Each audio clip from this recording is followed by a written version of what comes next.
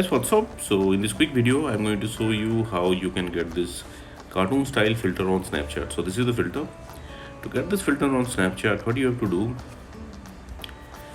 just visit this website. Link to this website I'll give you in the description box below.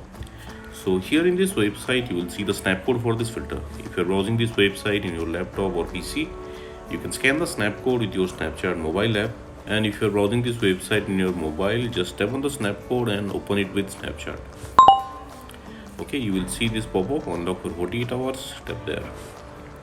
Okay, and that's it, you got the filter. So that's it guys. Likewise, you can get this cartoon style filter on Snapchat. So thanks for watching the video guys. See you in the next video.